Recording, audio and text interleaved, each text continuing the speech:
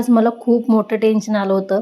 कारण मला बाहेर जायचं होतं म्हणून कपाट उघडलं आणि कपाटातली एक साडी घेतली. साडी बघून मला अक्षरशः वाटलं की संपलं आता सगळ्या 15 वर्षाच्या मधल्या सगळ्या माझ्या साड्या गेल्या.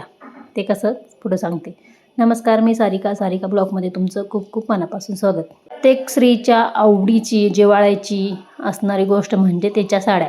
मग त्या 1000 रुपयाच्या असू दे किंवा 10,000च्या असू दे, प्रत्येक साडी स्त्री ही जपून ठेवत असते आणि वर्षानुवर्ष त्याच्याकडे वेगवेगळ्या प्रकारच्या साड्या असतात. काही लग्नातल्या असतात, तर काही साखरपुड्याच्या, पहिल्या दिवाळीच्या किंवा रक्षाबंधनच्या, अशा अनेक साड्या आपल्याकडं काठपदर साध्या असतात. पण अशातच या साड्यांना जर अचानक आपल्याला समजलं की बापरे, या सगळ्या साड्यांना आता खराब झाल्यात, बुरशी आली आणि ह्या साड्या सगळ्या विरघळल्या गेलेल्या आहेत किंवा त्याला कुजल्या गेलेल्या आहेत असं आपल्याला वाटलं, तर आपल्याला किती टेन्शन येईल.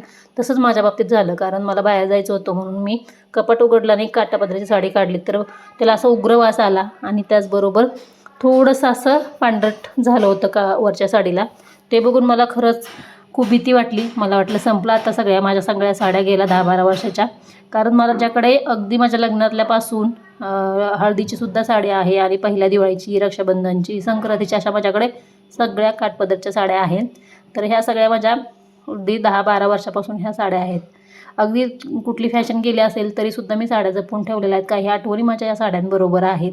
कारण जेव्हा आपल्याकडे काठपदरच्या साड्या असतात तर त्याला 100% लवकरच बुरशी लागते ना. आम्ही ज्या भागामध्ये राहतो त्या भागामध्ये पावसाचं प्रमाण खूप असतं आणि अगदी 2-2, 3-3 महिने आम्हाला सूर्यदर्शन होतच नाही, ऊन येत नाही.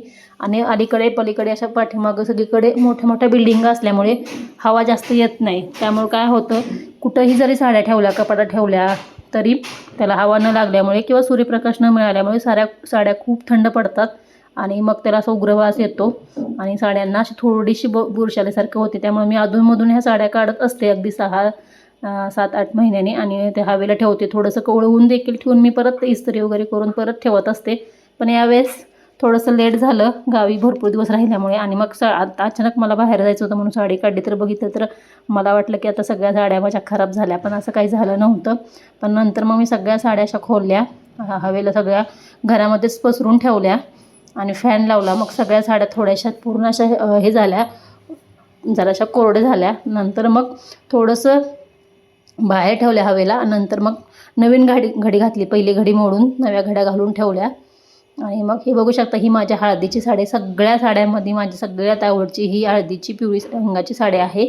आता आज मी तुम्हाला सगळ्या काठपदरच्या साड्या दाखवलेल्या आहेत. आता उद्या मला अगदी नॉर्मल आपण डेली यूजसाठी घालतो साध्या साड्यांचं सुद्धा कपाट आवरून ठेवायचं आहे. तर अशा मी हवेला ठेवल्या, फॅन लावला.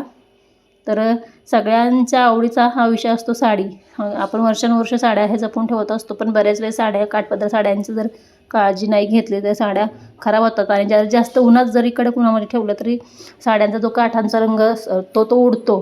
तर तुमच्याकडे काही आयडिया असेल की साड्या जपून ठेवण्यासाठी नक्की सांगा.